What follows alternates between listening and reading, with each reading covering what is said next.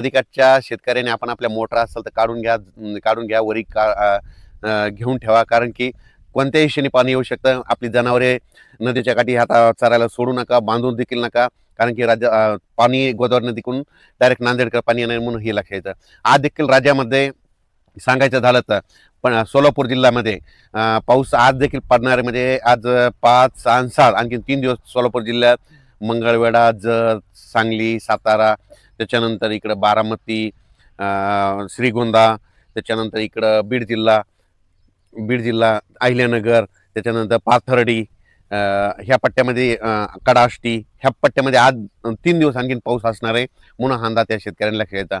सांगायचं झालं तर सोलापूर जिल्हा, धाराशिव जिल्हा, लातूर जिल्हा, बीड जिल्हा, जालना जिल्हा, संभाजीनगर, परभणी जिल्हा, नांदेड जिल्हा, हिंगोली जिल्हा, अकोला जिल्हा व अमरावती जिल्हा, बुलढाणा, त्याच्यानंतर नागपूर, वर्धा, भंडारा, गोंदिया, चंद्रपूर, यवतमाळ ह्या पट्ट्यांमध्ये मात्र आणखीन 7 ऑगस्टपर्यंत पाऊस चालू राहणार आहे म्हणून हा अंदाज लक्षात येतात. आणि त्याच्यानंतर विदर्भात शेतकऱ्यासाठी आनंदाची बातमी, पूर्व विदर्भात मात्र 15 ऑगस्टला मात्र अतिमुसळधार पाऊस पडणार आहे म्हणून हा अंदाज पूर्व विदर्भातल्या 6 आणि 5, 11 जिल्ह्यातल्या शेतकऱ्यांना लक्षात येतं. सगळ्यात जास्त पूर्व विदर्भामध्ये गडचिरोली, चंद्रपूर, वर्धा, नागपूर, भंडारा, गोंदिया, यवतमाळ, अमरावती ह्या मध्ये 5-7 जिल्ह्यामध्ये मात्र अतिमुसळधार पाऊस 15 ऑगस्ट नंतर येणार आहे म्हणून हा अंदाज त्यांनी लक्षात येतं. खरं तर 14 तारखेला तिथं 14 ऑगस्टलाच पाऊस सुरू होणार आहे, पण 15 ऑगस्टच्या नंतर तिथं वाढ होणार आहे म्हणून हा अंदाज लक्षात येतं. ते कमी दाबाचा पट्टा वरतून जात असल्यामुळं विदर्भात पाऊस जर पडत असला तर काय होणार आहे, मराठवाड्यामध्ये रिमझिम पाऊस असणार आहे म्हणून हा अंदाज देखील सर्व शेतकऱ्यांनी लक्षात येतं.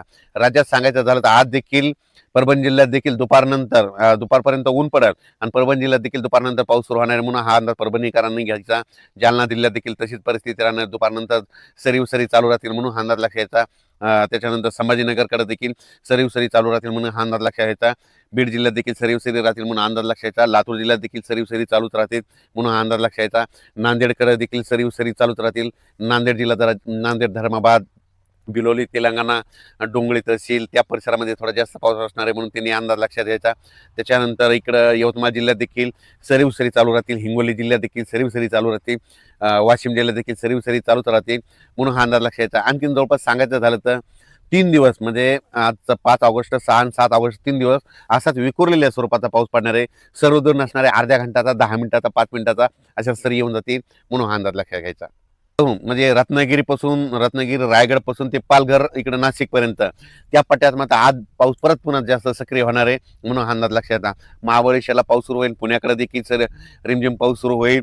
त्याच्यानंतर कोकणातला देखील पाऊस चालूच राहील आणि त्याच्यानंतर इकडं संगमनेर, अकोले, नाशिक, इगतपुरी तिकडे देखील पाऊस सुरूच राहील.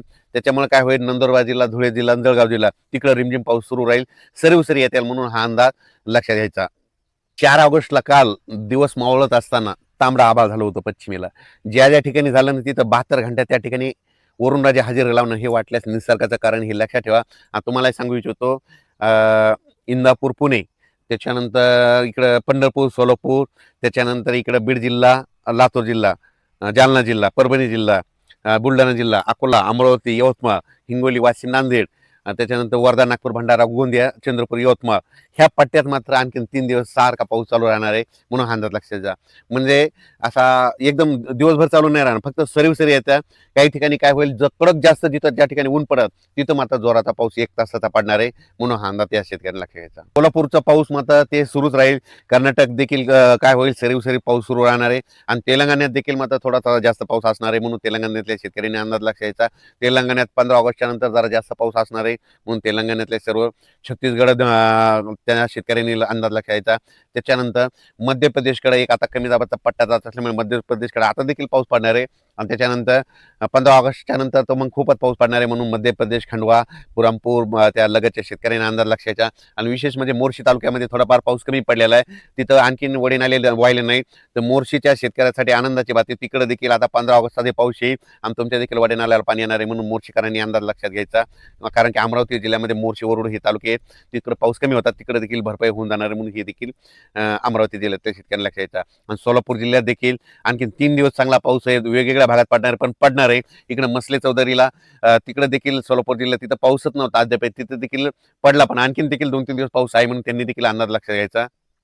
करमाळा श्रीगोंदा कडा आष्टी त्या परिसरात देखील थोडाफार पाऊस कमी होता. तिकडे देखील ह्या 2 दिवसात 3 दिवसामध्ये ती देखील पडून जाईल. सरी येथील पिकाला जीवदान भेटेल असा पाऊस पडून जाणार आहे म्हणून हा अंदाज लक्षात यायचा.